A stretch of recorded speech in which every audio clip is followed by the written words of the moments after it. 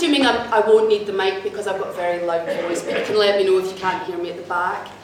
I imagine that I may be preaching to the converted to a degree here, but when in autumn of last year the IPCC delivered its most unequivocal statement on the science of climate change yet, this level of certainty at 95% that human behaviour is causing rising temperatures, a level of certainty I would say that is pretty good in any field of inquiry, coupled with the extreme weather we've been having down south and kind of bringing the south to a halt, and the connections that are being made by the scientists at the Met Office and so on with climate change, it seems to me that it's time to stop talking and debating about whether the science is solid enough to act upon and move on to focused discussions about what we're actually going to do.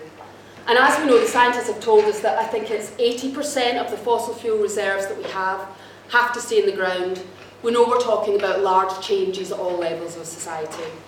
So before we begin the debate, I just wanted to say a few words about what I see as some of the barriers to the changes that we might have to make, how we could potentially break down those barriers, and most specifically in relation to tonight's discussion, why should the universities shape the public debate on this, and what might them changing their policy on investing in fossil fuels mean for the social action that we need to happen in this area.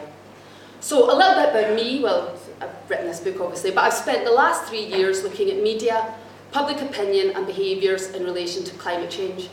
And what our research shows consistently, and this is replicated across a number of other studies as well, is this phenomenon of what is sometimes known as stealth denial.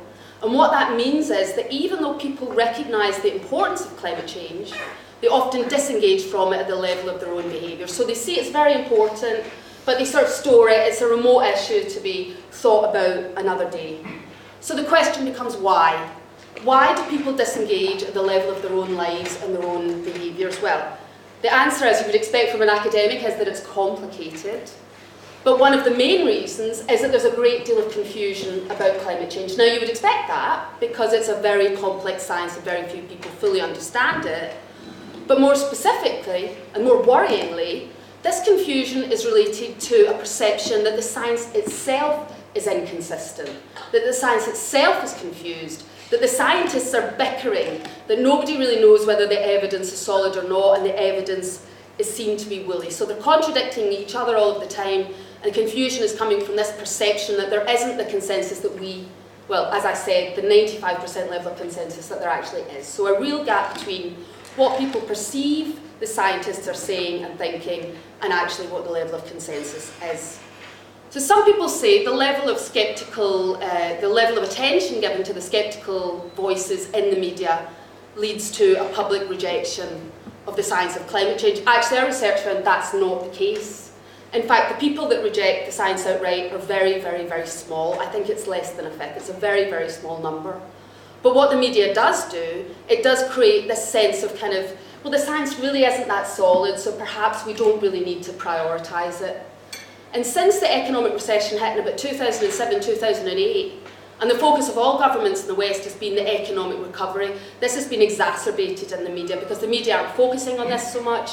It's no longer seen as a priority. Obviously, that's partly reflecting the fact that politicians aren't talking about it as much.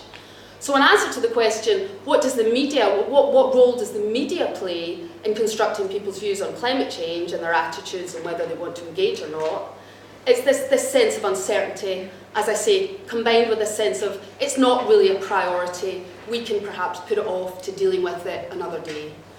There are also other social and cultural developments which are important, I think, in terms of why people are feeling this way. So we can't just blame the media. Sometimes it's quite convenient to do that, but there are other things going on in society that are relevant to why people are disengaging as well. And one of these, and again, we're finding this in research right across the board, not just about climate change and energy, but about all sorts of different issues. And again, it's replicated in a lot of research studies, is this sense that we live in an age of great distrust. People don't know who to trust.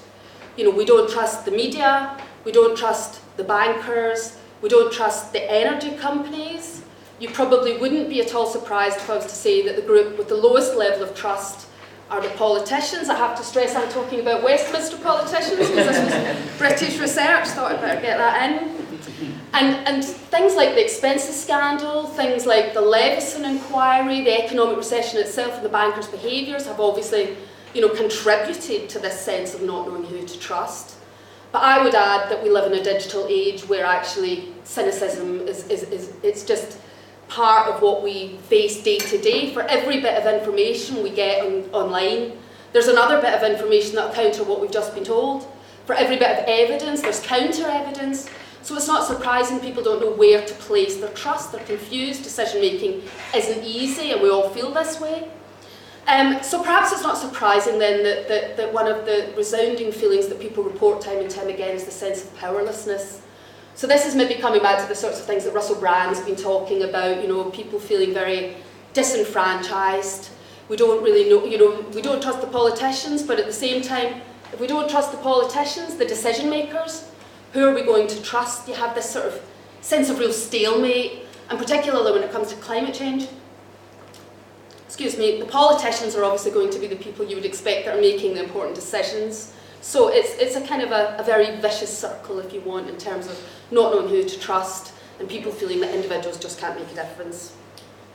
Now, a lot of people say that it doesn't really matter what the public think about this. The decision makers will be the politicians, there's a lot of powerful groups behind the scenes having a say, and in fact, does it really matter whether the public engage? Does it matter whether they think they can make a difference? Well, I would argue actually that with climate change, more than almost any other policy issue, it's absolutely crucial that we get the public buy-in. And it's not just about legitimising policy action, as would be the case with any policy action. Politicians need the public to buy in because they need them to vote for them. And also, the public can be a very, very powerful lobby group. They can protest, they can petition. Historically, we've had the poll tax and so on and so forth. But actually, I think it'd be very interesting to watch what happens with the fracking situation.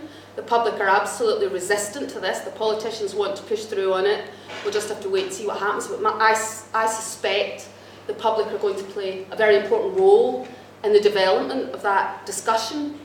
But I also think that with climate change, any stepped up commitment to a low carbon future is probably going to involve some sort of imposition on the behaviours that we, the things we do day in, day out.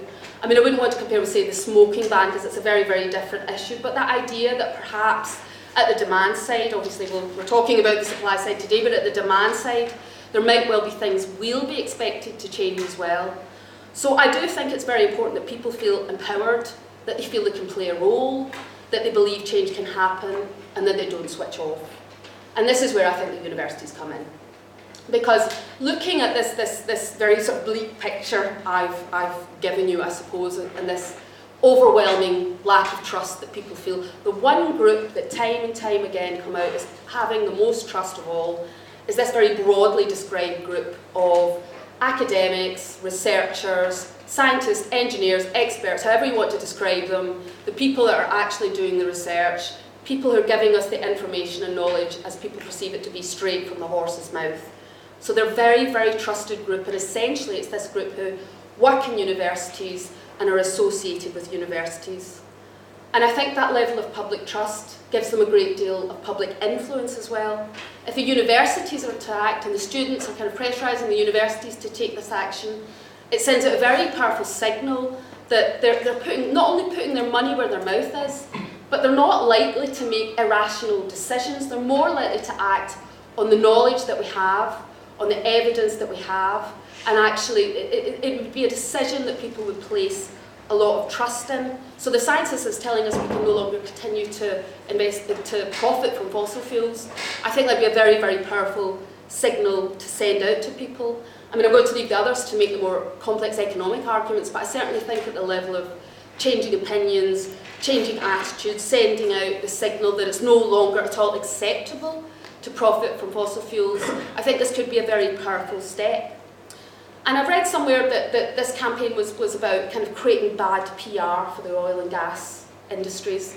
Actually, yes, it is partly about that, but I don't think they really need all that much help from us in that respect. I actually think this is much more about creating bad PR for governments. Because at the end of the day, I think the action is going to lie with them. They've been quite ineffective so far in leading on this, perhaps in the way we hope that they might. And I think it's bad PR for governments. You've got this very trusted public body taking this first step and making it unacceptable and sending out a signal to the public that this is just not the way we're going to be behaving anymore. So kind of sum up an answer to the question, should universities invest in the fossil fuel industries? Well, there will always be much stronger arguments for maintaining the status quo, as we've probably seen in relation to another debate that's going on in this country right now. But the more interesting question becomes, could the universities create change if they made this change in their own policy? And I think the answer to that might well be yes.